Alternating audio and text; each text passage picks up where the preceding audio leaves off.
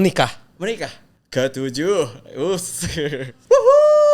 Ayat ketujuh. Ayat ketujuh. Sebenarnya gue ngerasa ya harusnya yang diundang atau yang punya karir kayak gini tuh kakak gue.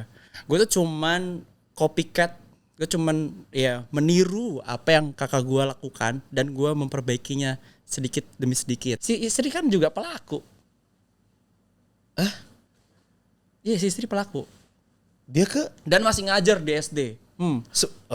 Dinas pendidikan atau dinas kementerian agama, menteri agama atau dinas pendidikan kok masih bisa ada seorang yang enabler pelaku karena si istri itu ikut profiling.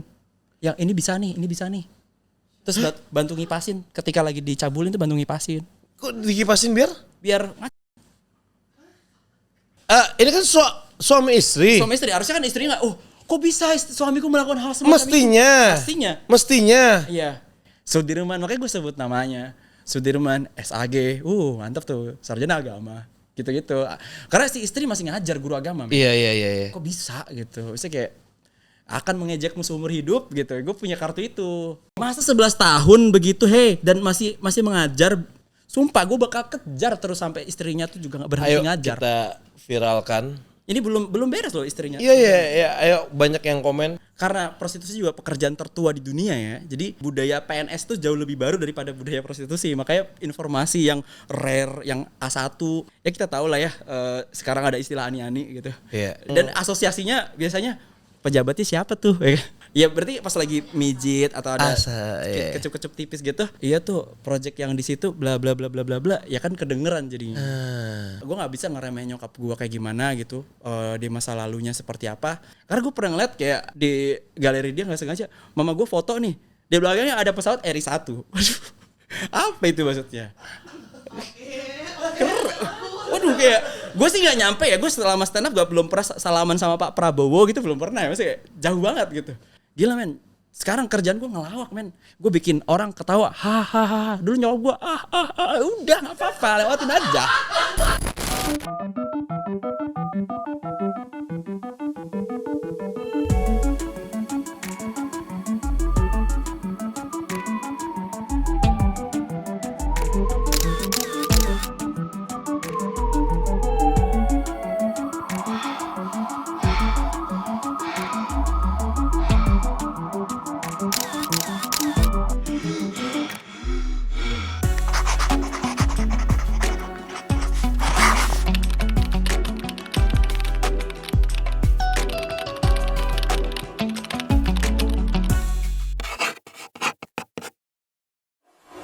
Please welcome Eki Priagung.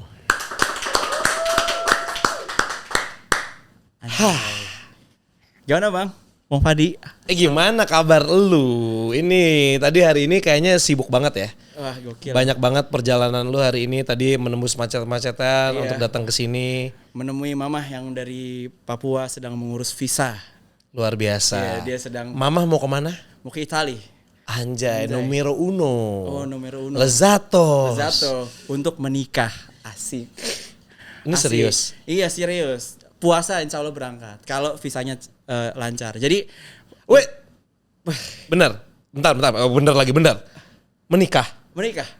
Ketujuh. Wuhuu. Ayat ketujuh. Ayat ketujuh. Nih, lo tau gak sih percakapan gue kalau ke orang itu kalau gue cerita tentang bokap gitu, temen gue selalu kayak ngasih pause gitu. Wait. Bokap keberapa? Gitu. Iya. Oke. Gue penasaran. Bokap. Ini gue belum izin ke nyokap gue, tapi insya Allah nanti izinnya belakangan aja dah. Iya. Lebih baik minta Aman. maaf daripada minta izin ya. Betul, ya. santai. Tante maaf gitu, pokoknya lancar-lancar gitu. Ini adalah doa secara publik, doakan ibu saya ini langgeng selamanya. Amin.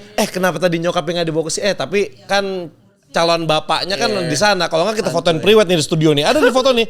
Belum tahu. Tapi yang keren adalah insya Allah kalau jadi deket lebaran. Jadi ketika orang lain lebaran baju baru, gue bapak baru men. Anjay. Oke. Beda kasta. Berarti ini bapak ketujuh. Sebelum kita ngobrolin tentang bapak-bapaknya. Tadi apa singkatannya? Kita sekarang main ibu levelnya di skena internasional. Skena internasional. Ya, di PBB ya tadi ya. PBB. Yoi internasional. Persatuan Bapak-bapak. Oke. Nah, Ki, tadi gue sempet ngeliat konten yang baru lu posting beberapa jam lalu yang ini nih. Hari itu gue ditelepon soal Ustadz Predator yang masuk UKAM, kami jadi tertarik jadi naskah benar-benar dari luka, kami terbitkan ya. gue seneng banget.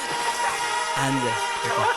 Gue tantangan kontrak, tapi sampai di kamar gue sedih karena keinget pernah ngebunuh potensi karir kakak gue di penulisan. Pas kecil kakak gue suka curhat di diary, tulisannya indah, isinya tentang kangen sama orang tua selama dititipin. Ya numpang di keluarga jauh kan pasti nggak ideal. Curhatan kakak gue malah gue cepuin. Gue nggak nyangka pulang sekolah kakak gue diarusin bah. Gak tahu diuntungnya kamu udah ditabok. Tapi kan dipukul bahkan diusir. Kami terpisah, dia tinggal di rumah bude. Kapok dia nulis diary, trauma. Sejak itu dia cuma nulis fiksi. Waktu SMA kami udah tinggal bareng lagi di Makassar, ikut mama. Udah banyak novel yang dia tulis. Habis itu dia tiba-tiba kabur ke Jakarta, ke tempat bapak. Katanya cari perlindungan. Tapi sialnya di sana juga nggak aman karena bapak jadi pembantu di rumah majikannya dan sering konflik. Baliklah dia ke Makassar. Sampai rumah dia disambut dengan makianku dan makian mama karena dianggap berkhianat. Ya konflik orang tua cerai. Rupanya Mbak Pika kabur karena dapat kekerasan dari pacarnya, anggota ormas keagamaan yang sekarang udah dibubarin. Pacarnya mukul Mbak Pika karena cemburu. Dan lo tuh cemburu karena apa? Karena Mbak Pika nulis novel yang tokoh utamanya itu perempuan mirip dia, tapi pasangan si cowoknya nggak ada mirip-miripnya sama si pacar. Cowoknya nuduh kakak gua selingkuh. Kan goblok ya, selingkuh imajiner. Kakak gua dipaksa semua tulisannya harus dihapus. Dia kena pukul karena mempertahankan tulisannya. Padahal tahun 2012 dia mau bawa itu ke penerbit. Gue jadi nyesek. Dulu gue pernah ngebunuh keberanian dia nulis di era diary. Mantan yang ngebunuh jiwa penulisnya di era novel. Tapi jiwa itu nggak pernah benar-benar mati, cuma berpindah. Itu ke gua. Kerjaan pertama gua bikin ikan,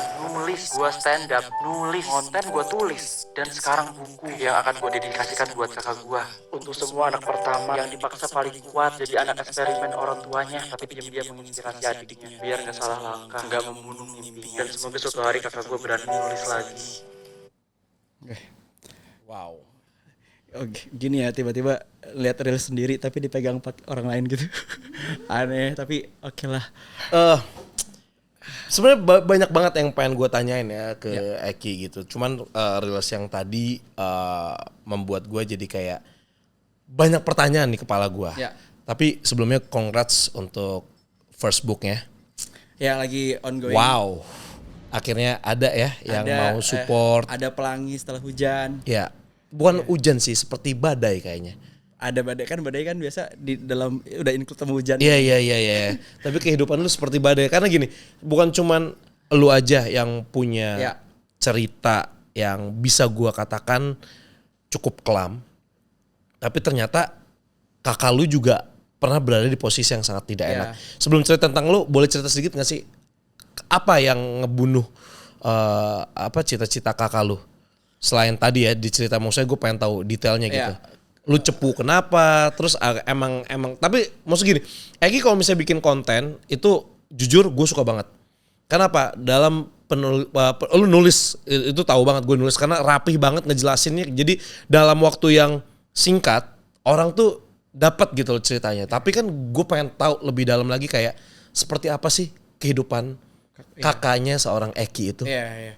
Sebenarnya gue ngerasa ya harusnya yang diundang atau yang punya karir kayak gini tuh kakak gue.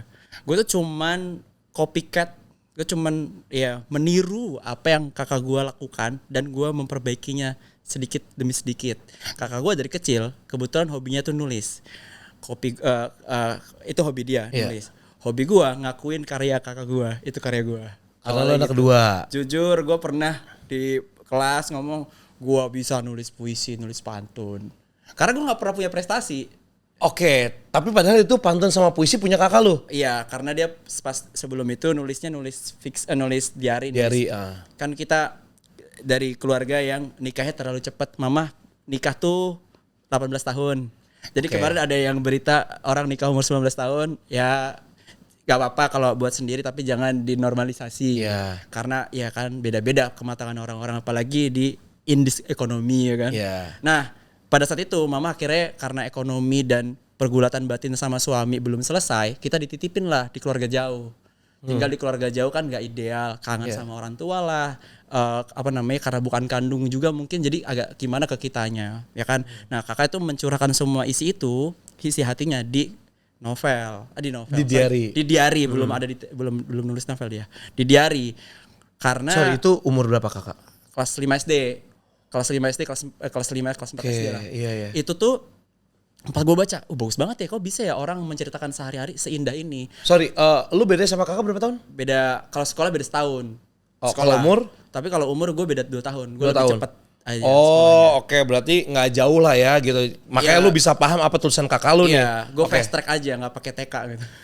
Oke, maksudnya karena emang nggak punya biaya, bukan karena pinter ya. Iya. Nah, abis itu pas kelas 5 SD, gue ngeliat ini tulisan tentang nenek ya. Terus dengan gue kasih aja ke nenek kali ya. Gue kasih ke nenek, dia ngeluh-ngeluh gitu kan tentang gimana nenek gitu sehari-hari.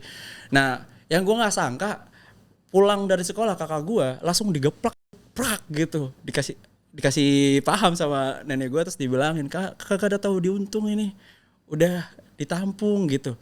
Wah anjir, ternyata luar biasa ya dampaknya gitu.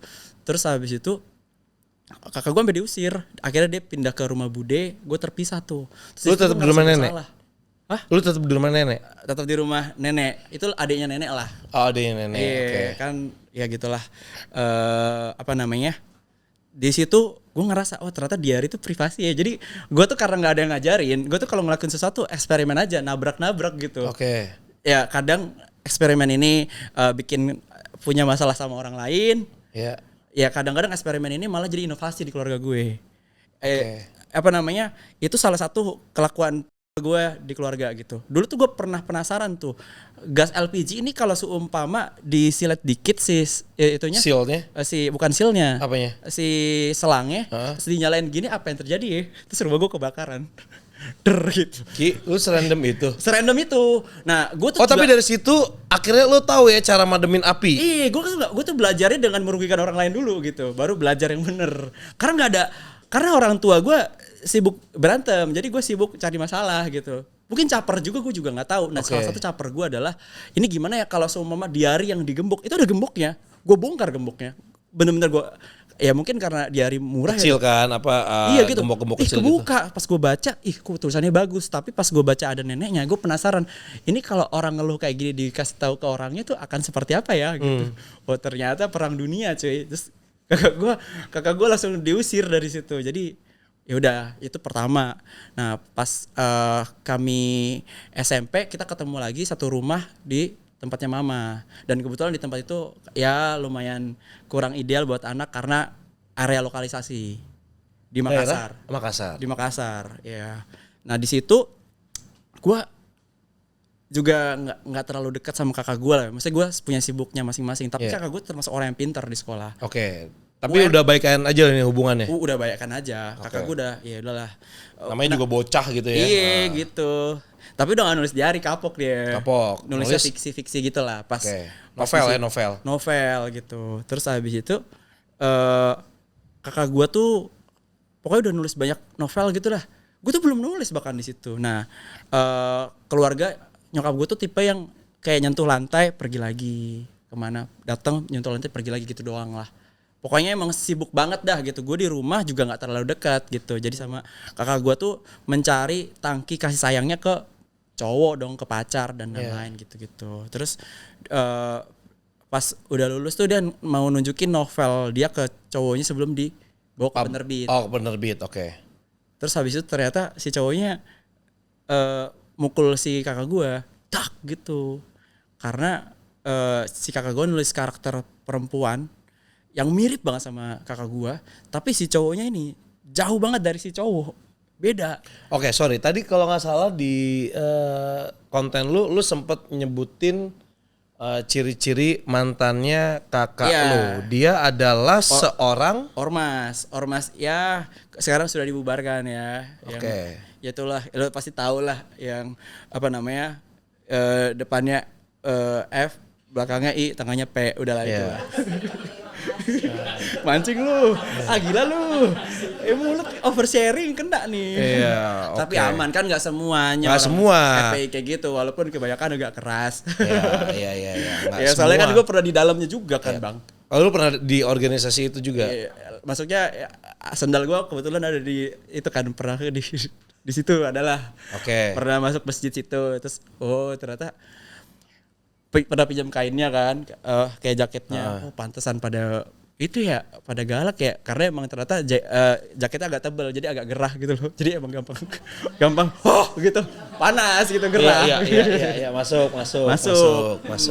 Nice. Itu terus apa namanya? Ya, gua tuh ngerasanya di situ kakak gua nggak didengar orang aja. Dia sempet kabur kan? Kabur karena ke Jakarta ke rumah bokap gua. Sebentar, gue bingung nih. Bokap kandung, bokap pertama. Bokap kandung tuh bokap dari pertama. Dari 7 yang akan 7 ini yang pertama. Bokap bokap lu juga yang pertama? Pertama, semuanya. Ini gue punya pemahaman bahwa saudara itu menurut gue doktrin. Kalau doktrinnya nyokap gue kandung, ya kita nggak tahu lah, yakin aja lah ya. Dari 4 bersaudara, kata nyokap gue itu dari bokap pertama. 4 saudara bokap pertama semua? Iya. Berarti bokap kedua sampai ke 6 ini? Iya, itu apa namanya teman hidup. Tapi ada loh adik-adik lagi? Tidak ada. Oh nggak ada anak-anak lagi? Iya kan, too good to be true kan. Tapi ya udahlah ya, nggak tahu sih. Tapi nyokap gue selama ini emang bener-bener pas yang keempat ini baru sama kedua, ketiga, selanjutnya gitu-gitulah. Jadi kayaknya emang buat ya itu bukti bahwa nyokap gue tetap sold out ya walaupun ya maksudnya kayak nggak tahu mungkin rare item gue juga nggak ngerti kenapa masih tetap ada ya. Lelangnya selalu laku gitu sih. Hebat gitu. Iya. Nyokap gue punya komunikasi yang sangat pandai dan selalu walaupun jatuh dia tuh orang yang terus percaya diri gitu. Yeah. Nah sayang itu nggak nurun ke kakak gue. Kayak kakak gue gagal sekali, gagal berkali-kali. Ya mungkin nggak sampai 2-3 kali bikin dia berhenti untuk nulis. Pertama di gue kan. Yeah. Gue ngebunuh di era diari. Kedua bahkan kena kekerasan. Kekerasan fisik, kena mental dia juga. Sempet kayak orang nggak bisa diajak ngobrol, nggak nyambung. Sempet ngerasa gue kayaknya apa kakak gue harus dibawa ke asilum ya gitu kayak sedih banget karena bayangin dia nggak cerita, dia mendem sebagai anak pertama. Ini lu tahu dari mana kakak lu dapat perlakuan ini? Setelah akhirnya gue yang tadinya memaki-maki, gue coba untuk dengerin. Lo tuh kenapa sih sebenarnya? Kenapa lu kemarin kabur ke rumah bokap? Mama nggak terima juga kan. Terus mama juga kayaknya karena mama selalu berantem sama bokap kan. Iya. Makanya lu sebut kakak lu pengkhianat karena kok lu kaburnya ke bokap. Iya, lu kabur, gua udah gedein lu, balikin duit selama kita membesarkan kamu gitu-gitulah. Gitu-gitu terus habis itu kakak gua pas balik ternyata nyokap gua masih sayang, tapi sayang itu masih yang tetap dimaki-maki gitu loh. Kenapa lu ke sana? Lu kenapa ke sana gitu. Ya tau lah masalah keluarga. Nah, habis itu si kakak gua ya udah enggak cerita, tetap ya udah nyokap gua maki-maki. Itu kan udah diambil karakternya yang gak dengerin dia adalah nyokap gue. Masa gue tetap maki-maki juga? Ya gue dengerin dah. Kenapa sih lo gitu? Terus habis itu diceritain lah kronologinya kayak gimana tadi. Terus ternyata bukan karena nyokap ya lo kabur. Lo ternyata punya masalah sendiri yang kita gak tahu. Bahkan gue yang satu rumah sama lo gue gak tahu. Nyokap oke lah, nyokap kan cuma pergi-pergi doang. Cuma nyentuh lantai pergi lagi, nyentuh lantai pergi lagi. Gue gak tahu sih kayak emang ada maraton terus nyentuh lantai, finishnya di rumah gue terus pergi lagi, bener-bener kayak tak tiba-tiba nyokap gue di Banjarmasin. Oh, sejauh itu? Iya, tiba-tiba ada di Sorong. Akhirnya benar-benar pindah ke Papua nyokap gue. Itu tuh pas di Makassar.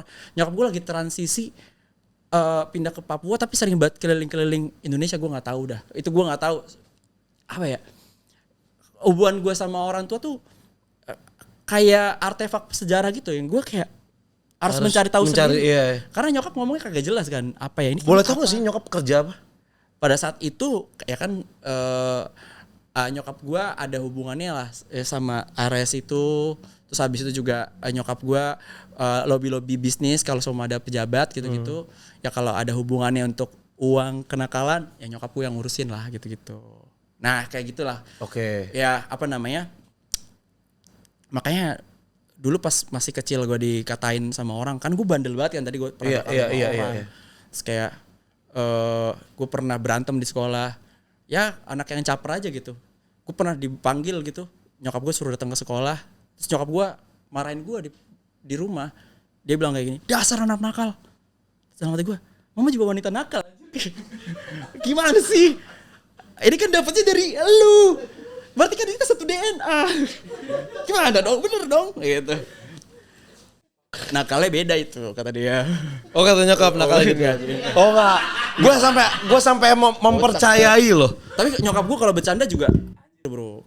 Nyokap gue tuh dia tuh tahu posisi dia tuh seperti apa di masa lalu, sehingga akhirnya ketika kita bercanda kayak gitu, dia bahkan sebelum orang lain nyebutin, dia sendiri yang nyebutin. Oke, gue yang nyebutin. Gitu loh, biar nggak ngilu, biar bisa diajak main gitu.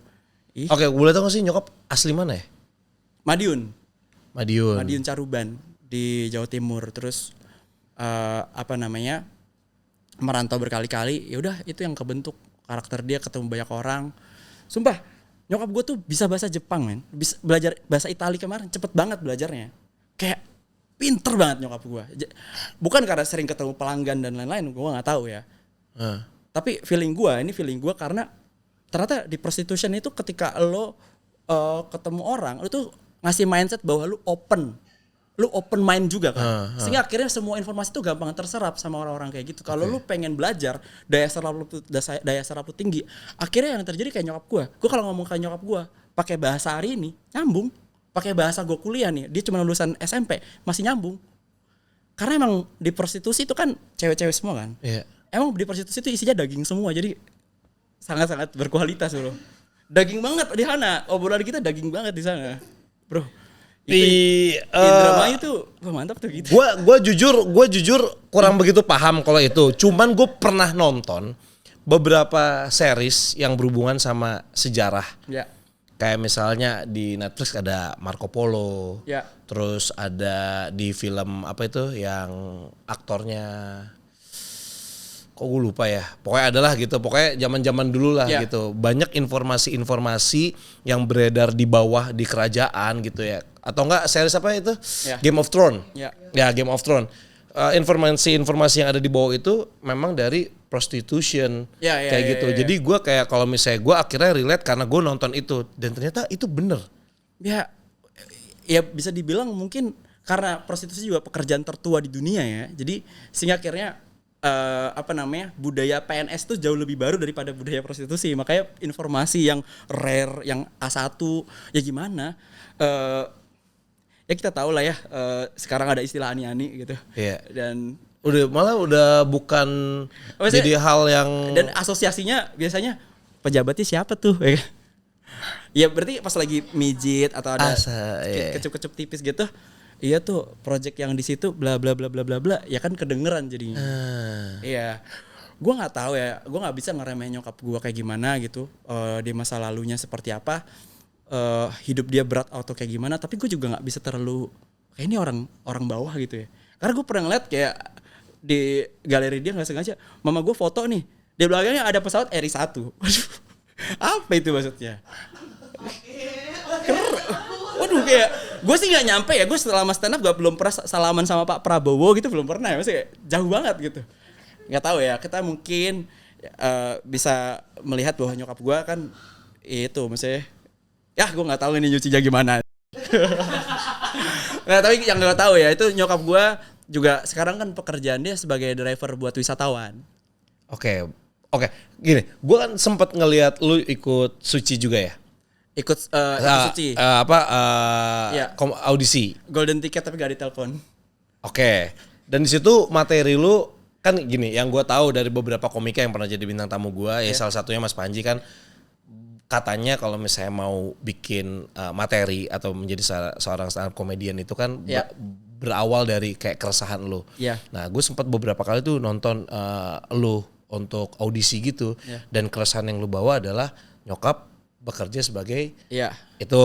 Iya, betul. Nah, gua awalnya jujur kayak wah materinya keren nih. Gitu.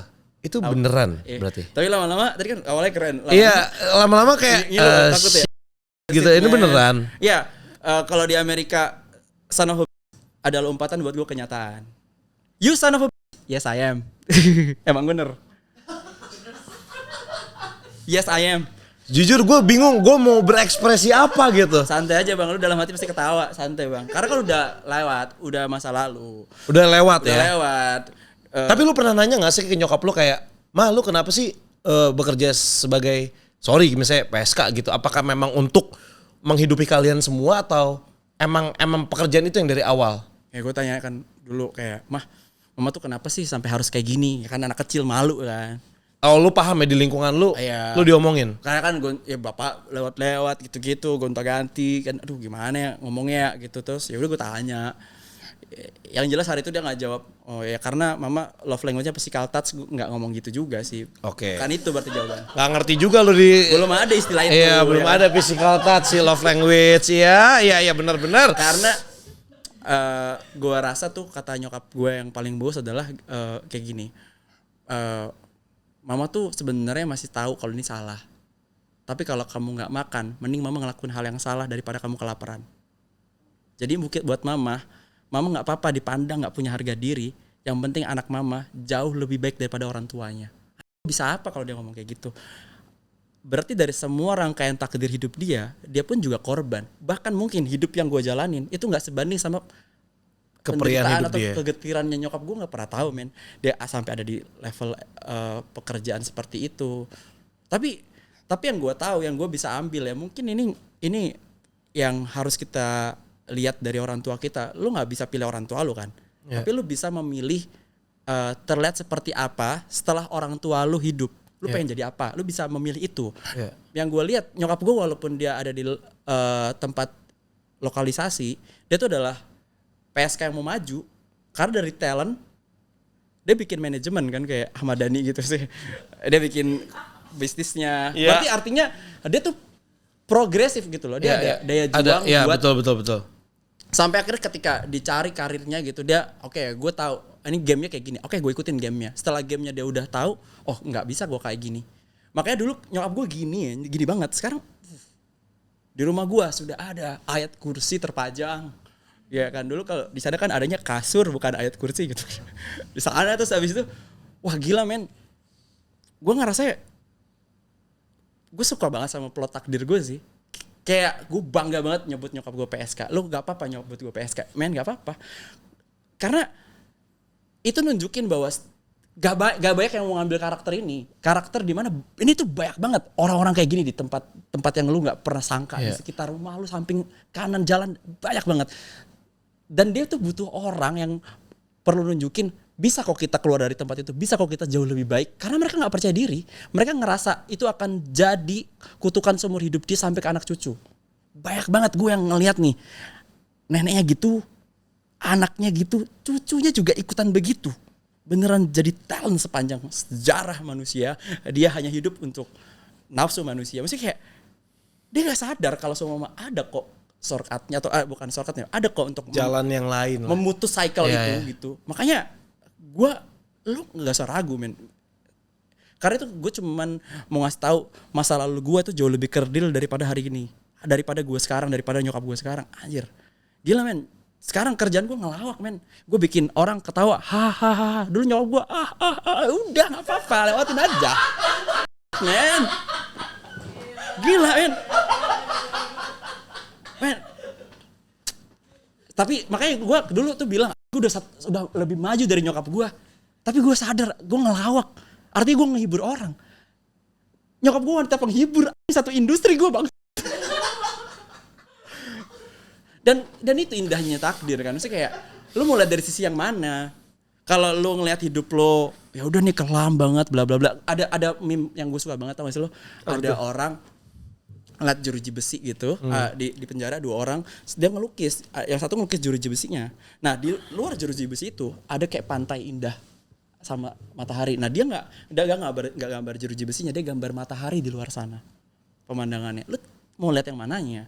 Kalau gue ngeliat hidup gue kelam, malu hidup gue, wah bla bla bla. Kayak dulu tuh ada yang bilang ke gue, tapi kan itu kan aib.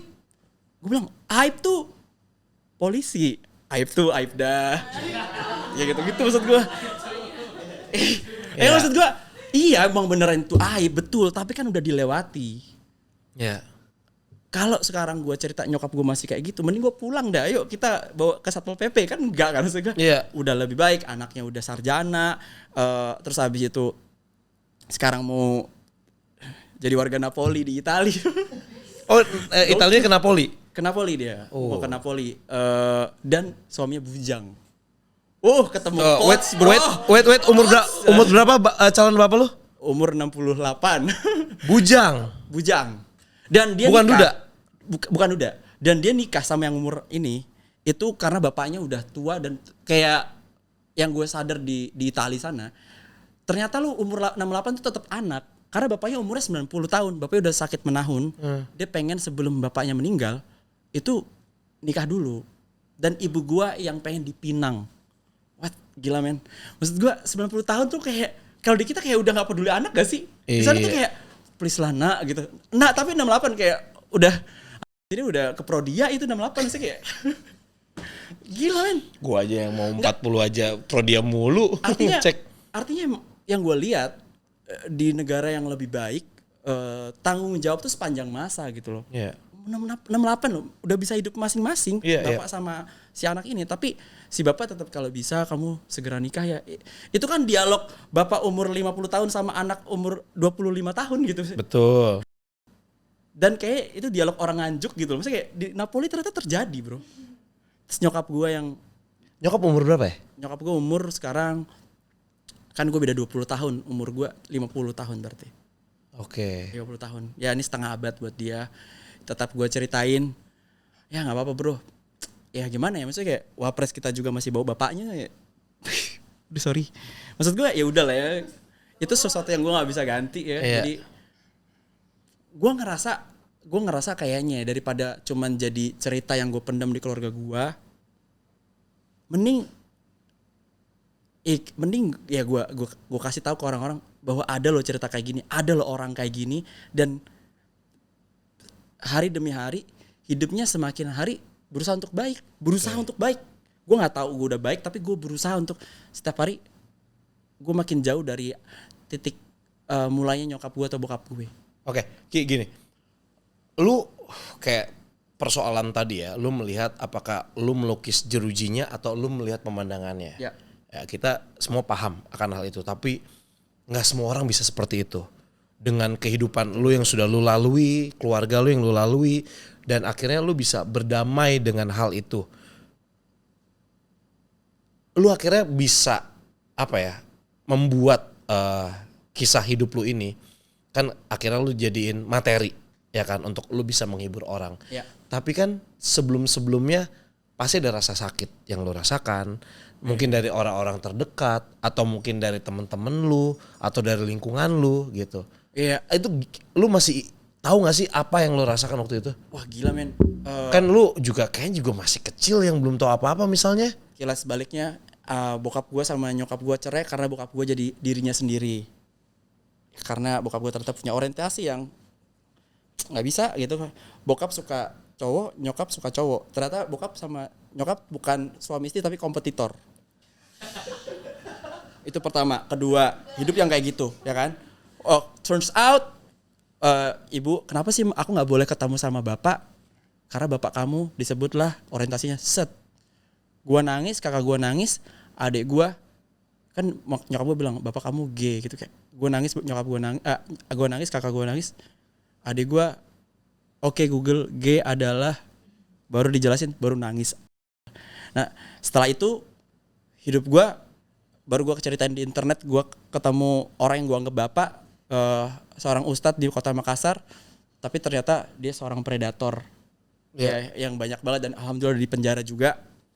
Terus kakak gue juga hidupnya berat, sempat jadi kena pukul dan lain-lain gitu-gitu. Nyokap juga berusaha untuk dia shifting dari karakter yang suka mukul, verbal abuse, fisik, sampai akhirnya hari ini jadi pribadi yang sangat penyayang sama anaknya. Tapi kan tetap gue dapat kekerasan dari nyokap juga, dari bokap juga ceritanya aneh. Diri sendiri juga punya trauma gitu, relationship juga wah gila kacau. Tapi ya di sekolah juga dibully karena ya perbedaan, atau gue juga dulu nyebelin. Gue pernah di sekolah gue dulu ada geng namanya ARWP dibentuk di rumah gue. ARWP apa ini, tuh artinya?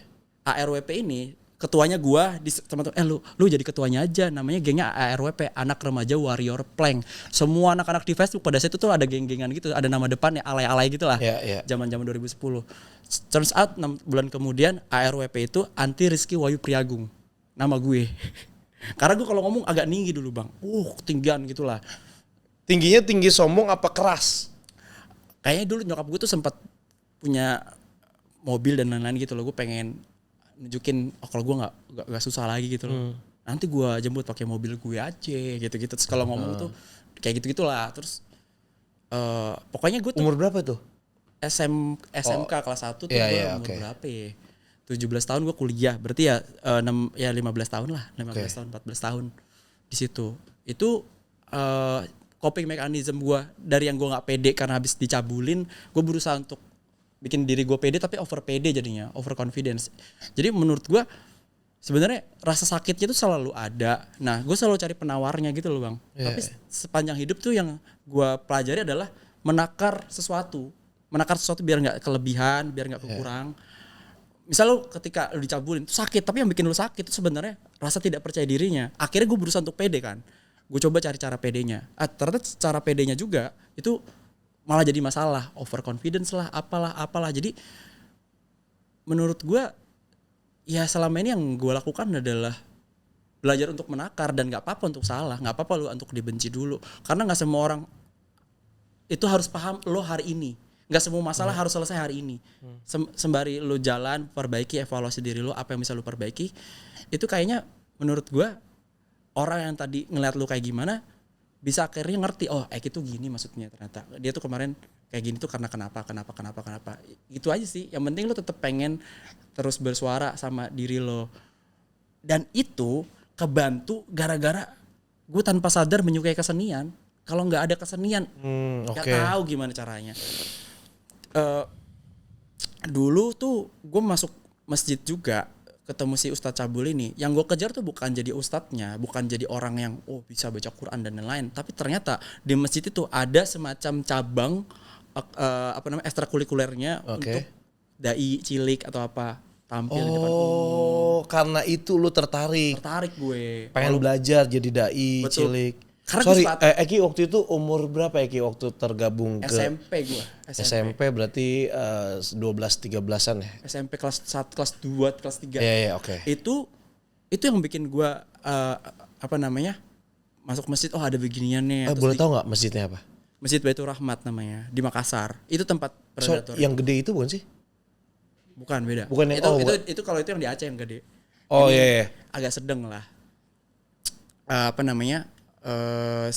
Si masjid itu mempertemukan gue orang yang dulu kayaknya nih gue bisa nih belajar kesenian ini di sini sama ustadz ini yang gue nggak tahu kalau gue nganggapnya bapak, ternyata dia nganggapnya gue yang bisa dipanen kan. Saya ya udahlah, itu kejadian. Tapi yang gue dapat bekalnya untuk belajar public speaking itu tetap nyisa gitu. Di sekolah gue ya gitu, gue sempat dikenal ustadz. Gue sempat SMK tuh dipanggilnya ustadz. Karena gue pas masa orientasi sekolah itu gugus 1 nampilin nyanyi, gugus 2 nampilin baca puisi, gue gugus 9 nampilin ceramah. Dan ceramahnya kocak karena di situ panutan gue Ustadz Maulana yang di Trans TV. Ustadz Maulana kan Makassar juga ya? Di Makassar juga. Alhamdulillah. Iya. Yang jamaah. Iya. Itu gitu kan? Iya, jamaah sambil ngusir ayam itu, gitu bisa gitu lah. Nah itu dulu tuh gue dikenal lucu banget di situ. Nah gue tuh suka lucunya sebenarnya daripada menyampaikan agamanya. Tertawanya tuh yang gue suka. Oh ternyata karena kalau sama ceramah biasa gue liat kayak orang pada ngantuk, pada nggak ada reaksi. Tapi pas Ustadz Maulana yang memainkan si syiar-syiar agama ini. Oh gue pikir mainin sorbannya. Sorbannya gitu, sekaligus mainin sorbannya juga. Kok orang antusias dan ketawa gitu. Nah setelah gue bedah ternyata gue nggak perlu sih bahas ininya, gue suka sama reaksi penontonnya itu. Gue suka memainkan perasaan orang. Oh kalau gue bercerita kayak gini orang reaksinya seperti apa ya. Itu yang ternyata gue suka sama reaksi ternyata. Gitu. Ya kan semakin banyak juga itu kan artinya semakin nyokap gue juga suka reaksi mungkin. Jadi makanya di situ dia nggak tahu ya. Nah itu. Ya, dia mau bingung, dia mau ketawa, ini gue bisa ketawa gak sih? Bisa bang, santai. Ini sampai noleh ke sana tuh, ini gue gimana gitu ya? Gue pengen ketawa tapi di sini dek gitu kan kayak itu ibu loh gitu. Ini bayangin bahkan itu seninya, ibu tuh sesuatu yang sangat sakral banget. Iya. Yang gue suka adalah ketika lo ngerti cara masuk ke situnya, bahkan objek yang paling sakral dalam hidup lo itu bahkan lo bisa ketawa bersamanya, bukan di atasnya. Karena ibu gue juga sangat-sangat ngizinin ini diceritain. Kadang-kadang gue cerita ke beliau, ini gue mau ke stand up bahas ini gini-gini. Terus dia nambahin, kenapa nggak dibahas kalian ke sini. Oh, iya, wow. Oke, masa gue merasa gue merugi punya orang tua kayak gitu. Nyokap gue bisa kayak gitu, nggak semua orang bisa diajak diskusi. Bagian-bagian kreativitas kayak gitu. Tapi gue masa cuma mau nerima bagian ini doang. Ya gue harus terima satu paket nyokap gue lah, termasuk takdir dia. Kayak gitu gak sih? Kayak lu kalau ketemu orang kan lu suka sama cantiknya tapi lu juga harus denger cerita mantannya, lu gak boleh marah kayak. Betul. Ya itu kan bagian dari hidupnya dia. Dia dibentuk ya kan. Iya. Itu maksudnya gue kayak ya udah. Walaupun gue tetap aja sih kalau ada pertanyaan kalau lu terlahir kembali, lu mau lahir di keluarga yang kayak gimana? Gue gak akan jawab ke nyokap gue sih. Gue penasaran kalau lahir di keluarga pejabat gitu punya Rubicon, gue pengen tahu juga sih. Uang korupsi tuh seberapa enak sih gitu, pengen tahu gue. Sumpah demi Tuhan. Ya tapi pas ini siaran, pas ini udah mulai airing gitu kan, udah mulai tayang gitu, nyokap lu denger lu pengen jadi anak pejabat, pasti nyokap lu ketawa apa pengkhianat lu ya? Kayak, oh iya kali ya. Iya kan kayak lu cepuin itu kakak lu dulu. Kayaknya dia akan punya jawaban yang, oh gue juga kayak gitu sih. Penasaran sih. Penasaran, oh gila, nyokap gue ditelantarin, gila. Nyokap gue tuh ya, jabang bayinya ditelantarin. Bukan ditelantarin di jalan ya, bukan yang ditaruh di kardus. Kardusnya yang ada mie-nya gitu, bukan. Bukan. Tutorial sama ada buku panduan manual book ya gitu ya. Nyokap gue ditaruh di rumah eyang kakungnya si bapaknya itu ibunya dia. Jadi kakek buyut gue yang hidupin. Nggak diurus. Makanya nggak diurus.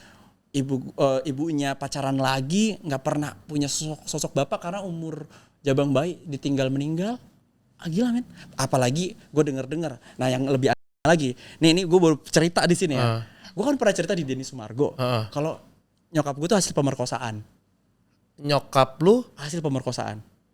Gila kan hidup gue, gila banget men. Gak ada hidup kayak gini. Gila yang Allah tuh seru banget ngasih skrip ke gue. Serius, untung gue kuat dah. Sumpah. Iya apa? Sumpah gue gak minum Viagra. Kuat banget gue ngadepin masalah ini. Nyokap gue ceritain di internet nyokap gue hasil pemerkosaan. Yang gue nggak tahu, ternyata nyokap gue juga nggak tahu. Terus dia nanya ke gue, kok kamu bisa bilang mama hasil pemerkosaan? Itu dapat berita dari mana? Kan gue selama ini tinggal di rumah saudara-saudara jauh ya. Dan kalau semua ngegosipin lu tuh, ya itu yang dibilang. Itu kan ibumu itu kan dulu, ya anak haram gitu. Kayak gitu orang di kampung gue. Iya. Jadi nyokap gue tuh baru tahu dia lahir kayak gimana itu dari gue, dari podcast. Saya kayak oh gitu ya, dulu cerita apa aja nenek gitu. Kayak gitu tuh. Makanya menurut gue apa yang gue ceritain di publik tuh semacam kayak meluruskan benang-benang yang ruwet gitu loh. Di keluarga lu sendiri. Iya. Menurut gue nggak apa-apa diceritain kayak gini. Tujuannya buat apa? Itu legacy ke kehidupan gue, cucu gue, cicit gue yang lain-lain. Mbah Eki tuh dulu pernah lo punya cerita kayak gini. Walaupun gue bakal dicap sih sama anak gue gak tahu kelaminnya anak gue apa, laki-laki atau perempuan. Tapi gue tahu kalau dia gede pasti dia ngomong kayak gini ke gue. Pas buka YouTube, papa dulu oversharing banget ya, gitu. Pasti gue yakin anak gue ngomong kayak gitu. Dan gak apa-apa karena kalau lo pikir-pikir negara ini kayak, lo tau gak sih kayak ada monumen pembebasan Irian, ada monumen kayak gitu-gitu. Itu kan artinya ada tragedi dulu, abis itu bikin monumennya biar kita ingat ada kejadian, dikenang ya. Biar ada legacy. Jadi gue mau ngasih tahu ke anak gue, ke cucu gue gitu, kalau sumpah ada loh hidup yang salah banget di zaman dulu. Karena apa? Karena mungkin nikah terlalu muda, karena perselingkuhan dalam rumah tangga yang dampaknya ke anak cucu lo. Ya udah, yuk kita sama-sama tata hidup kita, punya aturan. Ayo, bisa kok gitu. Gak apa-apa dah gue dianggap sebagai orang yang oversharing dan lain-lain. Tapi ya gimana, daripada gue nabrak-nabrak, kolom komentar tuh ngebantu banget buat nunjukin arah hidup lo loh. Oh netizen, mas tuh bisa tahu memperbaiki mental mas, datang ke psikolog gini bla bla bla bla. Lo mas untuk ngomong sama ibu dan masih canggung bisa loh dimulai dari bla bla bla bla. Daripada headspace-nya yang gue lihat aib disebar-sebar, gue mending ya itu. Yeah. Karena nggak ada yang ngajarin, mending ayo kita belajar lewat publik yuk gitu. Oke. Gila men, nyokap gue banyak banget belajar sekarang malah. Kayak gimana ngomong ke anaknya dan lain-lain. Dulu mah jangankan itu, kalau semua ngomong kata belajar aja. Yang belajar tuh anak, orang tua mah udah tahu, udah hidup lebih lama. Kayak gitu men. Betul, sering denger gue kayak gitu kan? juga. Iya. Dari titik kayak gitu karena anaknya yang terus punya suara nih, lama-lama akhirnya bisa diskusi. Hubungan gue sama nyokap jauh lebih romantis, jauh lebih bisa. Walaupun gue masih agak canggung ya, kayak tadi pelukan aja kayak dipaksa sama teman gue tuh, ada Evaldi namanya, disuruh ayo peluk ibunya, aduh. Alasannya disuruh ngonten pakai itu biar belajar meluk. Sumpah canggung gitu. Karena yang gue tahu nyokap gue ini dulu orang yang keras gitu loh. Keras terus tiba-tiba jadi orang yang lovable, anakku sayang, diusap-usap, oh berarti bener dong. Gue takut ditagih 300.000 kayak. Masa kayak anak kan harus ngirimin duit ke orang tuanya. Betul. Iya kan? Betul. Ya kan anak yang berbakti. Berbakti bro. Itu ya, ini apa sih gitu. Dulu tuh gue nggak tahu kenapa nyokap gue tuh keras banget sama gue. Kayak sampai akhirnya gue berpikir nyokap gue kerjanya kan di tempat kayak gitu, yang dijual adalah kasih sayang. Iya. Kalau gue minta pas dia pulang ke rumah bukan mukulin gue tapi nyayangin gue, sampai di rumah dia lembur aja. Jadi kayak gue nggak bisa, ini harus ya udahlah. Kasih sayang itu kalau gue minta enak aja itu barang dagangan gitu. Itu nggak boleh, capek gitu. Karena gue tahu rumah-rumah orang-orang yang di cleaning service itu yang janitor itu, karena mereka kerjaannya tiap hari bersihin, rumahnya ada yang kotor juga kok, banyak. Karena dia pengen istirahat dari pekerjaan, capek. Makanya pada saat kecil gue jadi paham kenapa nyokap gue tuh jadiin anak-anaknya samsak, dan gue sangat nggak apa-apa. Karena luka dia lebih besar daripada anak-anaknya bro, sumpah dah. Lukanya orang tua lu jauh lebih besar daripada kita yang hidup udah pakai gadget, udah pakai apa aja, nggak bisa men kita kayak terlalu gitu sama orang tua kita. Ya gimana? Ya walaupun juga gue kesel sih sama orang tua yang ngedurhaka-durhakain anak sih, gue kesel juga sih. Anjir. Ya udahlah, kita saling perbaiki satu sama lain aja daripada sibuk nyalahin masing-masing. Mending ya udah. Kalau gue sih ya udah sekaligus berguru dari lukanya. Kalau enggak ya udah bercandain lukanya, bergurau dari lukanya. Udah gitu aja. Mau diapain lagi, ketawain aja udah. Oke. Nah, ini juga ada satu postingan yang gue lihat juga. Ini sama denda 1 miliar. ya.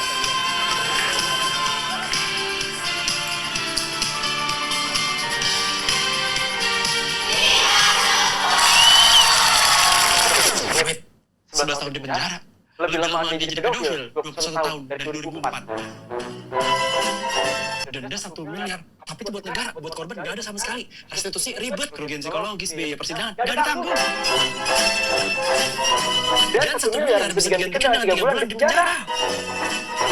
Serta istri pakai membantu pencabulan masih ngajar jadi guru agama di SD, tidak dipecat sama dinas pendidikan. Jadi show stand up comedy udah, biar gak dulu banget, apa jadi buku atau film. Wow, oke. Ini nggak apa-apa. Gue pengen tahu sebenarnya. Tapi kalau misalnya lu nggak pengen cerita, Aman. Oke. Wow. Keluarga, kakak, nyokap, lu pun yang lu kesana niatnya mau belajar ya untuk agama. Menjauhkan diri dari kelakuan-kelakuan yang dilakuin oleh orang tua gue. Nah, gue harus punya nilai yang berbeda. Ya. Dia hitam, nyokap gue hitam. Masjid putih dong. Ya.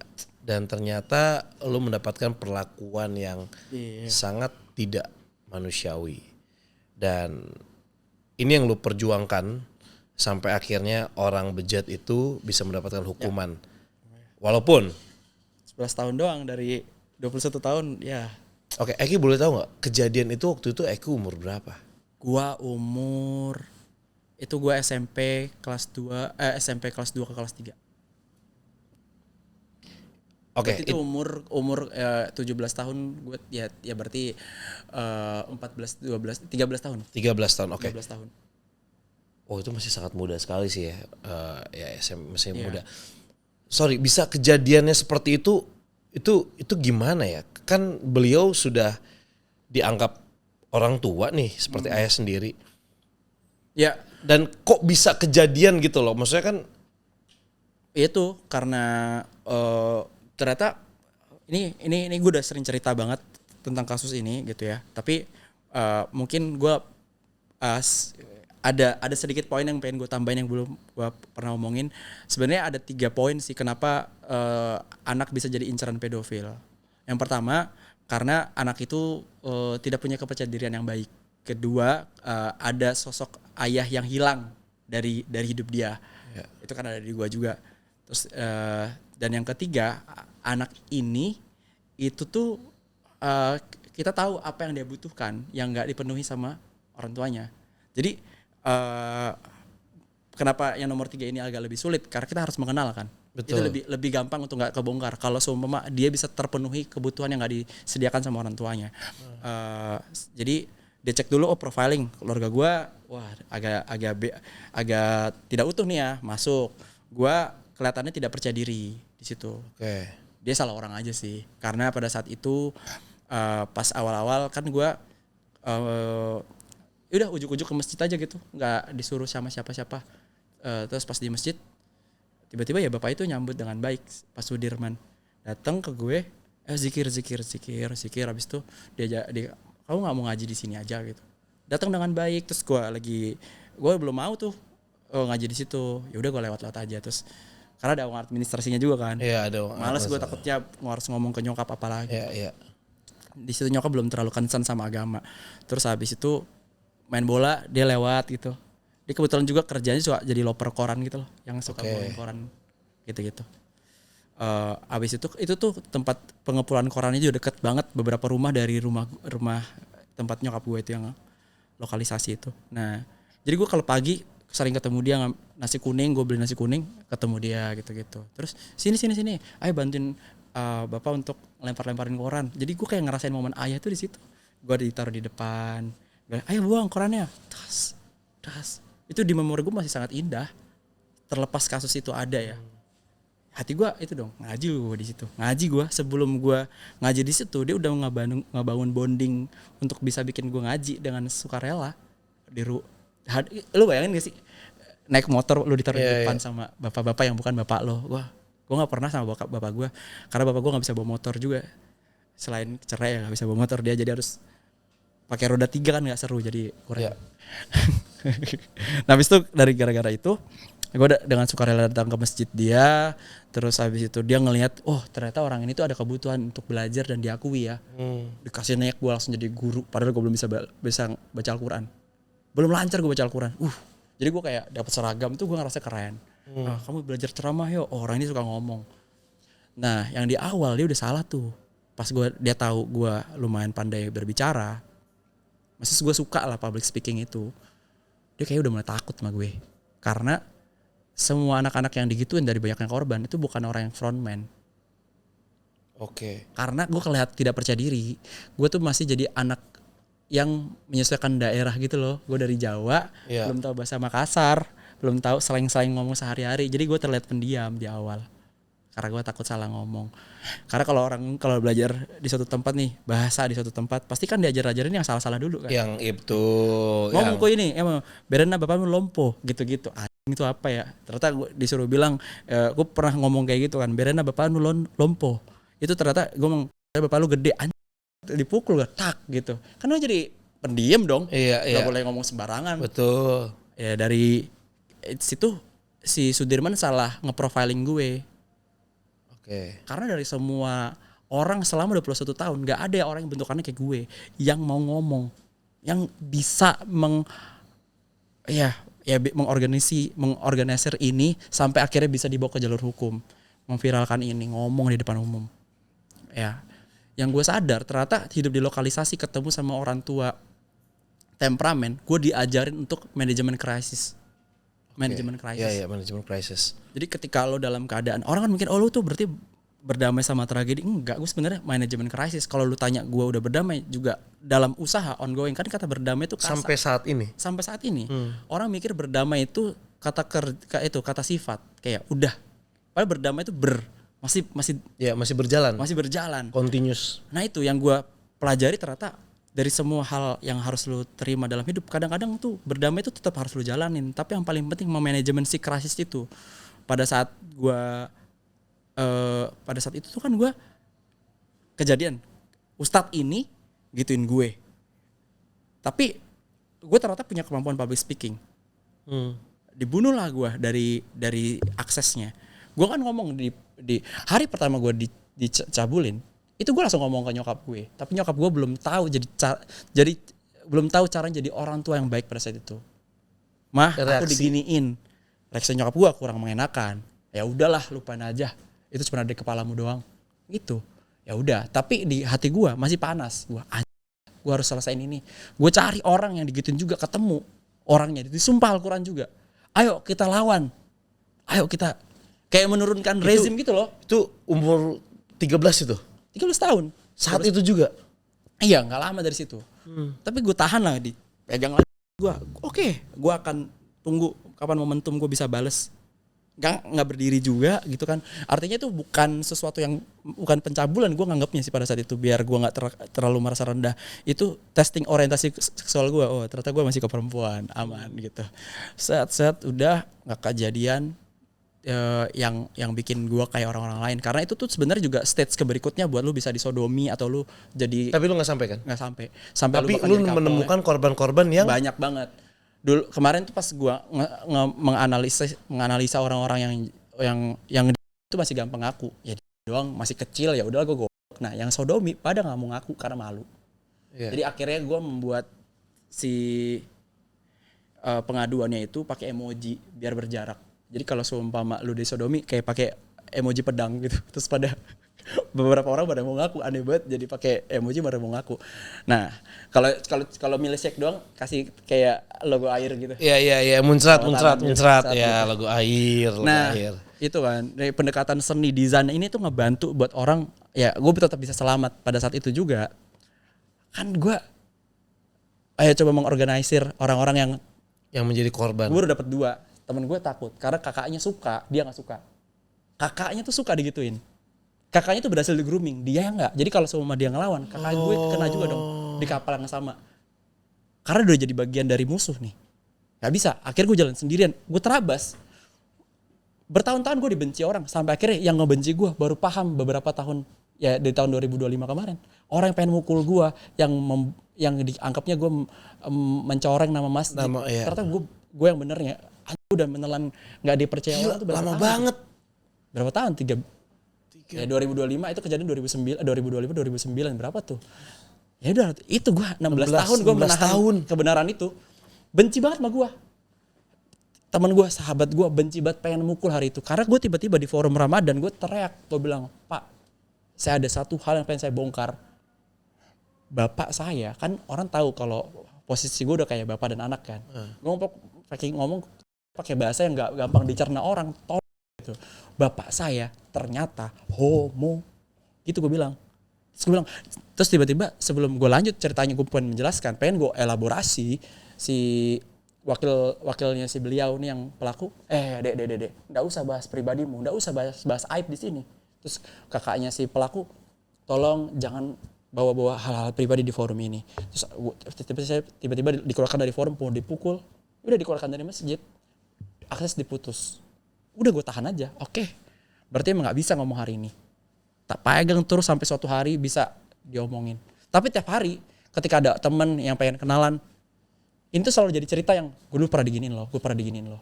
Buat menyaring aja. Jadi buat membiasakan menceritakan itu tuh bukan hal yang malu, itu bagian dari identitas aja. Kayak ya udah, kenapa emang kalau gue pernah diginiin? Emang gue jadi lebih tahu dari lu? Enggak juga. Biasa aja gue. Gue tahu kalau ini memalukan. Tapi yang harusnya lebih malu itu pelaku dong. Iya, gue setuju. Lah, gue kan bocil. Gue juga gak ngegituin orang. Jadi gue gak harus malu. Nah, orang-orang masih menganggap kita korban yang harus malu. Itu yang goblok. Akhirnya semua orang jadi diem. Gara-gara semua orang diem, pelaku masih tetap berkeliaran aja gitu. Itu. Tapi menurut lu sendiri Ki, itu gimana sih orang-orang yang merespon korban kekerasan seksual pada pria? Wah, itu juga sih. Bener, gue ngerti maksud lo. Iya. Kan kalau perempuan tuh kayaknya agak jauh gimana ya. Iya. Makanya kemarin buat hook, ini gue kasih tahu aja. Buat hook di kasus gue gak langsung cerita kalau korbannya laki-laki. Gue cari korban perempuannya dulu. Dan ketemu. Gue gak yakin kalau cuma laki-laki di sini. Karena kalau gue cerita tentang laki-laki, gak terlalu banyak yang dengerin. Iya. Itu kenyataan pahitnya. Dan gue gak mau kayak, gue kalau semoga gue kan berarti kan berdoa semoga ada korban perempuan dong, harus kayak seakan-akan kayak gitu. Gak bermaksud, tapi nggak bermaksud, gue percaya betul. Pasti gak cuma laki-laki. Dan ketemu ada korban perempuan, itu yang gue coba ngomong. Berapa? Korban perempuannya ada yang lu akhirnya yang gue tahu sekitar ada 10-an lah. Beda pelaku juga. Anak kecil semua juga itu. Sindikat iya. Sindikatnya kan ini nggak cuma 1 orang, berempat. Ada predator di situ 4 orang. Itu gue kemas buat bisa naik ceritanya juga. Gue tahu logika orang-orang ngomong laki-laki tuh bukan sesuatu untuk dikeluhkan masalah begituan ya. Udahlah lu juga apa sih gitu. Kalau syukurnya ada kasus perempuan, aduh kok syukurnya aneh banget ya. Tapi habis itu ya gue tekankan ini laki-laki ke laki-laki loh. Nah kalau semua korbannya laki-laki terus abis itu pelakunya perempuan juga agak terlalu gimana gitu, biasa aja gitu. Padahal laki-laki juga bisa jadi korban ke perempuan. Oke. Itu yang masih belum biasa ya mungkin ya. Kan, bahwa ya nggak semuanya laki-laki seperti ya laki-laki kuat, laki-laki nggak pernah kan selalu laki-laki yang salah intinya gitu kan. Kucing mah dikasih ikan gitu kan, selalu gitu kan. Ya itu makanya gimana ya? Itu gue ngerasa emang penderitaan cowok tuh cuma buat jadi ketawaan. Makanya gue amin aja gue jadi stand up comedian. Oke, makanya lu memanajemen krisis lu ini kayak dengan berkarya gitu kan? Iya, gue ngerasa bahkan krisis gue tuh bukan berkarya, krisis gue itu manajemennya. Jadi sesuatu kayak bikin monumental, gue nggak pernah bermaksud menyebut itu karya, tapi ternyata itulah yang kalian sebut karya atau apa. Dulu nih, gue pertama kali bisa masuk ITB karena gue nabrak motor orang, nyerempet mobil orang. Gue bawa motor nih, gue nyerempet mobil orang. Dan itu wakil kepala sekolah gue. Wakil kepala sekolah gue, pokoknya pas gue sampai di gerbang, itu mobil ngebalap, terus itu masuk ke sekolah gue. Kau tahu tidak? Kau tadi itu serempet saya. Gue nggak tahu, bahkan gue meleng, gue nggak sadar. Terus gue harus percaya kalau gue nyerempet dia. Yang gue tahu dia udah ingat betul muka gue, ingat betul kelakuan gue. Wakil kepala sekolah gue. Apa yang gue lakukan? Apa ya biar dia senang sama gue suatu hari gue gambarin muka dia. Benar-benar mirip, gue gambarin, gue kasih ke dia sebagai bentuk permintaan maafan gue.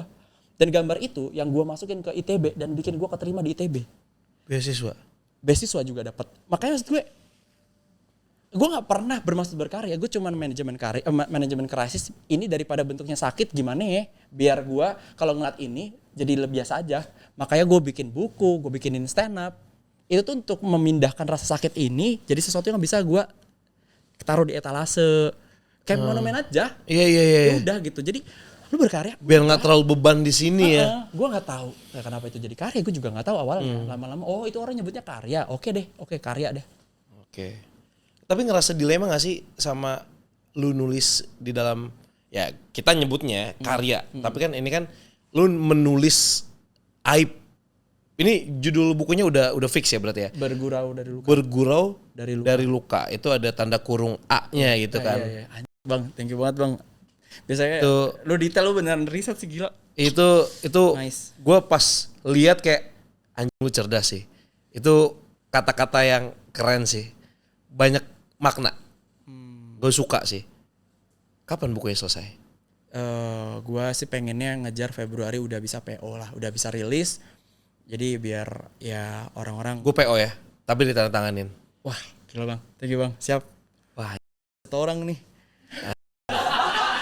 Yeay. Gue langsung PO nih, Gila men. Host insert. Gila. Yang gue lihat joget-jogetnya doang. Papa gitu-gitu. Nice. Gila. Baca buku men. Literasi. Jadi gue ngerasainnya pada saat nulis buku itu juga. Itu kan karya stand up gue yang gue nggak sengajain gue harus bahas kasus itu karena bergurau dari luka tuh nggak ngebahas tentang pencabulan, nggak semua orang ngerasain kekerasan seksual. Bergurau dari luka itu ngomongin tentang lu berdamai sama apapun. Dalam konteks ini ngomongin tentang keluarga lo, orang tua lo, takdir lo. Dan kebetulan ada gongnya di situ tentang kasus pelecehan. Gue ngomongin secara umum berdamai sama luka lo, luka sama keluarga lo, luka sama relationship lo, luka sama bla bla bla, sama diri lo sendiri.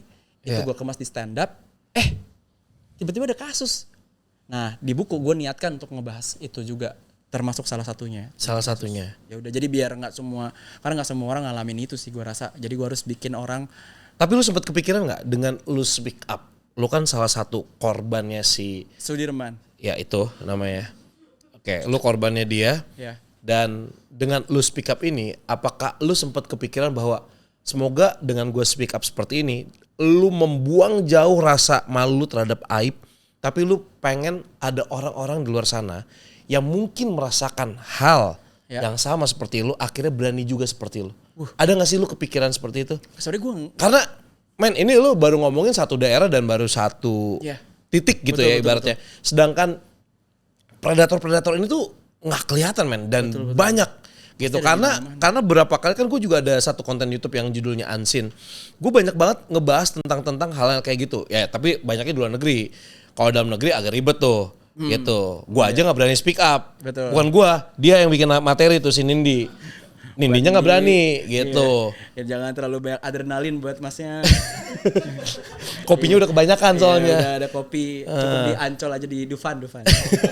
Tapi lu sempat kepikiran bahwa lu kayak, dengan gue speak up kayak gini, gue berani kayak gini, mungkin banyak orang-orang yang mau berjuang seperti gue gitu untuk mendapatkan keadilan. Ya walaupun lu sempat di konten lu kayak, berapa tahun tadi hukumannya? 11 tahun. 11 tahun dan pas video pas mau selesai di pemutusan itu gue rangkul gitu enggak salah. Iya gue lihat tuh lu gini kan. Iya, yang aneh tuh dulu kan dia enggak deketin gue, kenapa pas gue rangkul dia menjauh ya? Dulu lu deketin gue. Gue ngeliatnya gue tuh jester aja. Gue tuh berkomedi gitu. Jadi bang, yang dipikirin sama komedian tuh gimana caranya gue punya kartu buat ngejek. Gue nggak komedian tuh harusnya inspirasi tuh nomor berapa gitu. Jadi inspiratif tuh nomor 2, nomor 3 gitu. Oke. Gue nggak terlalu mikirin itu jujur. Gue nggak terlalu mikirin akan ada orang bla bla bla bla. Udah nggak kepikiran. Gue nggak kepikiran, tapi gue tahu akan ada orang yang melakukan hal itu dan beneran ada beberapa orang gitu speak up abis itu nge-tag gue. Dia pernah kerja di institusi negara, terus ternyata bosnya kayak gitu. Dia cerita, abis itu kasusnya pun ditempuh dan ada hasilnya. Yeah. Ada juga yang lewat komik. Dia bikin komik, abis itu dia tag ke gue. Dia cerita kalau bahkan dia nunjukin kalau semua terinspirasi dari gue speak up dan lain-lain. Jadi gue rasa, berarti lu nggak kepikiran tapi orang-orang banyak yang dengar lu. Gue ngerasa sih kayaknya ya terlalu naif kalau bilang dengan gue naruh di internet terus gak ada yang terpengaruh. Maksud gue hari ini aja semua orang ngomong zam, boom, bab gitu. Maksudnya kayak untuk hal seremeh itu aja orang ngikutin. Lagi hal yang buat dia tuh adalah urgent gitu. Ya gak sih maksudnya kayak cut that stupid shit pas tular rame semua orang ngomong kayak gitu. Iya. Ya gak sih semua orang tuh kayak gitu. Bab ya kan. Kayak boom. Kasih paham bos semua orang pada gitu nyanyi. Maksudnya kayak ya udahlah. Ya itu cara kerja internet. Gue gak pernah ini akan menjadi sesuatu nggak kayak gitu. Ya karena lu memang mau speak up aja itu. Jester aja, gue pengen ngejek. Ngejek gue pengen ngejek pelaku gitu. Lucu nih. Sudirman, makanya gue sebut namanya. Sudirman, SAG. Mantap tuh. Sarjana agama. Gitu-gitu. Karena si istri masih ngajar guru agama. Iya. Kok bisa gitu. Maksudnya kayak akan mengejekmu seumur hidup gitu. Gue punya kartu itu. Itu gue suka sih. Komedian harus butuh itu. Sorry. Kan udah dihukum nih 11 tahun.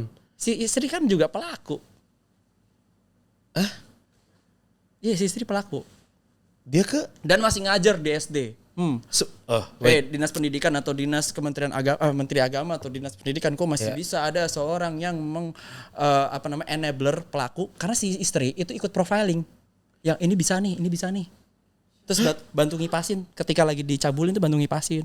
Kok dikipasin biar Jadi si istri tuh gini. Kan ada orang Wait. Ini kan suami istri. Suami istri harusnya kan istri enggak. Kok bisa suamiku melakukan hal semacam itu? Mestinya. Iya. Tapi yang terjadi malah yang ini kayaknya bisa deh. Itu yang terjadi. Nah itu kan kata selalu berdoa ya Tuhan, pertemukan aku dengan pasangan yang sefrekuensi. Itu bentuk dari terburuknya sefrekuensi. Gila, gue pas denger cerita dari korban, lu nggak bohong aja. Ini gue bawa ke podcast nih, beneran, sumpah lillahi ta'ala dia bilang. Dan orang itu udah gede. Dan yang lebih aneh lagi, orang yang cerita ke gue, itu diam, mulutnya diam dia. Adiknya kena, kakaknya juga kena. Dia anak tengah, kakaknya, adiknya, itu baru tahu ketika gue viralin. Keluarga baru ngobrol. Jadi kan, kasus ini ketika speak up itu kan membuat suatu saudara jadi harmonis ya kan. Ternyata mereka bisa bikin paguyuban itu alumni Sudirman. Dan yang tengah itu paling fakta dikipasin sama si istrinya. Bahkan nggak cuma dikipasin coy, dihias-hiasin makanan gitu. Jadi kayak ada sesajennya gitu dulu. Dikasih makanan, habis itu makanannya nggak habis. Gue cerita lebih ironi lagi. Si anak itu dijemput di ibunya langsung, di rumah ibunya langsung. Bu, saya bawa dulu anaknya ya buat tilawah, buat belajar tilawah Al-Quran. Dan sampai di rumah beneran belajar tilawah Al-Quran. Al-Qurannya ditaruh, dikasih makan sama istrinya, habis itu nggak habis makanannya. Direbahkan di kasur, disuruh nurut sama Pak Sudirman. Istrinya ngias makanannya di samping-samping badannya si itu. Terus habis itu dikipas, fus. Terus abis itu si korban cerita, hari itu biasanya kalau saya digituin sama Pak Sudir agak sulit ngaceng, tapi karena ada istrinya yang cantik saya lebih gampang ngaceng. Anjing, si korban ngomong kayak gitu. Gila men, fakta banget. Makanya ini istrinya cuma kipasin doang. Istri cuma kipasin doang, ngeliatin terus nonton. Dan itu tuh ketika ngeliatin kayak udah sering terjadi, kayak udah sering terjadi gitu loh, biasa gitu. Kipasin sampai bangun. Gitu-gitu habis itu pas abis berdiri Pak Sudirman memainkan anunya itu, istrinya sambil kayak bersihin rumah, ngepel gitu. Kayak tidak terjadi apa-apa. Wah. Gila gak sih? Wah. Masa 11 tahun begitu dan masih mengajar. Sumpah gue bakal kejar terus sampai istrinya tuh juga gak berhenti ngajar. Kita viralkan. Ini belum beres loh istrinya. Iya, ayo banyak yang komen. Taglah siapapun pemerintah yang bisa bantu untuk mendapatkan keadilan. Gue yakin juga dinas pendidikan tahu. PNS, digaji negara, ada uang gue masuk di pajak PPH, terus salah satunya itu diselipkan buat guru-guru dan ada dia. Ada dia. Bu Latifah. Gokil men. Men gimana coba? Men gue lu berat, gue mikir gini, anjir. Gokil lah, gue enggak boleh main-main jadi orang tua. Gue lepas ke itu kan ibunya, wah anak saya diajarkan tilawah Al-Quran untuk menjadi anak yang soleh, mendoakan saya di akhirat nanti. Itu kan pikiran ibunya. Iya. Tahu ya, ketipu bro. Kegocek dia, gimana coba? Berat bro. Terus saya jadi belajar, gue harus bisa belajar agama ya biar bisa ngajarin. Karena gue gak pasti lebih trust isu buat ngelepasin anak gue dong nanti. Karena udah pengalaman. Iya. Iya. Tapi anak gue pasti gue bela diri sih pasti. Sama gue ajarin. Pokoknya kalau dia bisa ngomong papa, mama, pelajaran berikutnya adalah gue bawa ke hutan, gue ajarin teriak. Gitu. Karena gue gak bisa teriak dulu. Itu yang gue ajarin ntar. Biar lu tahu nih. Sama habis itu ketiga, keempat ya gue belajar, gue suruh latihan lomba lari sama cita. Kalau sama mama dia. Biar dia kenceng larinya. Abis teriak lari gitu. Benar, itu. Karena gue gak lari coy, gue malah sok begitu. Gue kasih ya. Goblok emang. Karena gue dikasih Indomie di situ, baik banget dia. Indomie, wah soto Banjar enak banget. Gue pertama kali makan soto Banjar tuh gue ingat betul dia yang masakin. Kekenyalan itu pas.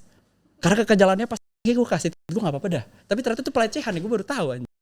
Man. Dan nggak ngerti juga kayaknya. Nggak ngerti gue, terus habis itu lama kelamaan kayaknya ini salah dah. Kok cowok sama cowok ya gitu. Karena kalau gue nonton film-film yang ditonton vulgar sama orang tua gue itu cowok sama cewek. Kayak salah dah gitu. Gue kasih tahu ke nyokap gue ya udah dah. Makanya menurut gue, gila menjadi orang tua gimana ya, biar nggak terlalu mengekang anak nih, tapi juga tetap ngejagain anak. Iya. Gak ngerti dah, masalah menakar kan jadinya. Iya. Tapi gimana sih cara lu bisa bisa memonetize luka lu? Iya benar. Ini kan karena lu lu komika juga gitu kan. Dari tadi cerita lu tuh wah, gua kayak masa sih kayak gini? Setahu gua masuk museum tsunami di Aceh itu juga ada tiket masuknya kan, maksudnya. Itu dulu tsunami dikenang gitu. Monas dulu kita pernah bukan jadi bangsa nih. Kita bikin ikon negara. Iya. Masuk Monas bayar gitu. Nah, gua rasa sebenarnya konsepnya sama kayak itu gitu, bahwa ada hal yang orang harus hargai, bahwa cerita ini tuh dijalankan oleh orang loh, beneran ada loh. Iya. Nah, yang gue tahu di Jepang tuh ada seni namanya kintsugi gitu loh. Ketika si mangkok pecah, mereka nggak dibuang, tapi si lukanya malah diekspos gitu. Jadi si dicor sama cor emas gitu. Emas, ya kalau nggak salah. Jadi bentuknya si retakan itu jadi kelihatan, bikin si mangkoknya ini jadi oji gitu, jadi Jadi nggak ada duanya, nggak akan bisa dibikin secara manufaktur karena ya pecahan itu nunjukin keunikan si mangkok itu. Nah gua rasa cerita yang udah terlanjur terpublish ini itu tuh kan ketika diceritakan begini saja ya udah lu cuma dengar ceritanya, tapi ketika di stand up bagaimana ketika dengerin itu di titik tertentu ada hahanya, ketika jadi musik bisa didengarkan, ketika lukisan lu pajang di rumah lu ya nggak malu-maluin, masih bagus gitu. Menurut gue ya bikin itu jadi artistik aja, bikin itu dengan fit di kesenian tertentu, karena menurut gue semua orang tuh berkesenian karena punya luka sih kebanyakan, gue rasa ya. Jadi ya udah berekspresi aja. Ketika lo ceritakan ke internet yang lo bisa manifesting ke situ, kan gue bilang apa gue jadiin buku ya, pasti ketika algoritma lagi itu berapa lama tuh ketika lo bikin konten itu ada orang yang nyambut? Seminggu langsung ada yang ngontak gue, ada 7 penerbit ngontak gue. Gue ngerasa ya sosmed juga kan cara kerjanya gitu. Sayangnya hari ini yang jago akan kalah sama yang lebih dikenal. Jadi ya udah, cerita ini kan sangat-sangat gong banget, kontroversi gitu. Kontroversinya amini aja, karena kan kata kontroversi itu jatuhnya jadi kayak sesuatu yang dihindari orang ya. Kayak kontroversi. Gue juga nggak minta takdir kayak gini, tapi kalau gue boleh jujur memang takdir ini sangat kontroversi. Ceritakan itu udah jadi hook. Sisanya ya udah, lo mau tetap itu jadi sampah atau lo mau jadiin karya itu jadi pilihan lo. Berikutnya ketika gue menghadirkan, Eki nggak cuma bikin cerita-cerita ini cuma jadi cerita doang kok, nggak cuma ngumbar sesuatu, di crafting dan lain-lain. Itu setidaknya gue lihat dari Panji, gue lihat dari orang-orang, dari Rian Adriandi bikin Jumbo. Sebelumnya dia sering baca cerita tentang kehilangan seorang ibu, kehilangan seorang orang tua. Ada luka kan, si drive orang tuh pasti ada di setiap orang. Apa yang bikin gue bergerak, apa yang bikin gue gelisah. Nah, masalah output kita kembalikan, lu tuh sukanya apa? Kebetulan yang gue suka ya yang kayak begini, yang ketika gue cerita ada reaksi ketawanya, yang gue bikin kalau gue lagi gue bikin sesuatu, ternyata ini tuh karya tentang kayak gini ya, kok bisa ya ketawa banget padahal isinya sedark itu, ya kayak gitu-gitu. Bahkan orang sampai lupa ini bahan bakunya apa, nikmati aja. Ya makanya jadi komedian tuh gila men, lu memilih untuk menderita dan lu nikmati.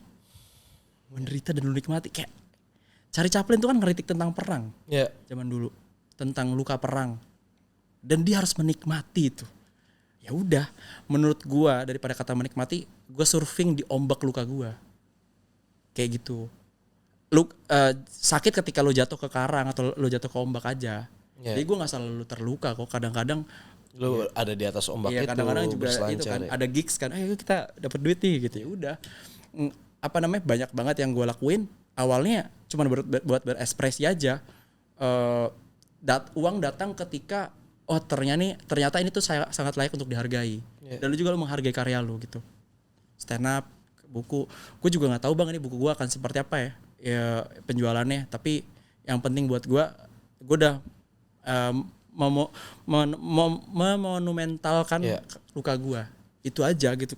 Gue nggak tahu sih soal duit dan lain-lain secara bisnis, tapi yang gue tahu ya ini luka-luka ini masih banyak banget bahan baku yang bisa dibikin jadi sesuatu. Emang harus dimonetasi sih, harus di masa cuman lu bawa mati terus lu jadi ulat gitu dimakan sama belatung-belatung. Menurut gue ya udah, ceritakan ke orang-orang gimana caranya orang bisa menerima itu dengan senang hati. Karena itu yang menurut gue lebih menarik sih prosesnya. Ini gimana ya, kayak rapper cerita dia yang di tempat ghetto, di tempat-tempat kriminal, tapi yang nyanyi lagunya banyak orang gitu tuh kayak keren banget menurut gue. Kayak orang tahu liriknya. Itu sih, itu yang sebenarnya masih gue menuju ke sana, dan gue rasa sih gue harus terus merasa gue sedang di perjalanan ke sana gitu. Belum pernah sampai gitu. Gue harus selalu merasa belum pernah sampai karena itu yang sulit dari menempuh luka gue. Gimana caranya ini terus bisa diproduksi sebagai sesuatu yang orang terima nggak ya gitu. Makanya tiap hari gue kayak bagus ya gue bikin, bisa nggak ya ini kayak gitu terus aja. Udah gue nggak tahu yang mana diterima. Yang penting gue bikin sebanyak-banyaknya dulu. Oke. Kedepannya Eki itu gimana sih hidup yang lu mau? Keluarga sederhana, hidupnya kalau orang-orang hidup lu kok dar-dar banget ya. Nah kayak gue pengen hidup yang plain aja, yang lurus-lurus, karena yang udah medok rasanya, udah banyak bumbunya tuh, udah banyak, udah sering gue lalui. Jadi gue pengen keluarga sederhana. Sekarang cita-cita gue cuman pengen jadi orang tua yang lebih baik dari yang sebelumnya aja sih. Itu doang udah. Ya paling main sama anak gue nggak pernah meninggalkan tumbuh kembang anak gue. Gue melihat proses dia dari dia nggak bisa ngomong, dia mulai bisa ngomong papa atau mama, habis itu dia mulai bisa berjalan, sampai akhirnya bisa berdebat sama gue, habis itu mulai bikin gue kecewa. Ya gue pengen menikmati perasaan itu sih, sampai akhirnya tua diurus dia atau di panti jompo itu bukan jadi masalah buat gue. Kayaknya itu sih yang pengen gue rasain sih. Udah nggak tahu ya, itu aja sih kayaknya, utuh gitu, merasa pulang di rumah. Papa pulang, anjir kayaknya ya, gue nggak tahu, walaupun takut tiba-tiba kayak pejabat di Bandung yang udah seindah itu gitu kan, terakhir tiba-tiba ketemu sama Toren Penguin, aduh fuck man gitu. Soalnya gue sempat menaruh nama dia itu sebagai hidup yang punya karya di mana-mana, istri cantik, punya anak 2. Kayaknya kata kuncinya jangan masuk ke politik aja kayaknya dah. Kayaknya itu dah. Buat gue. Eki Priagung.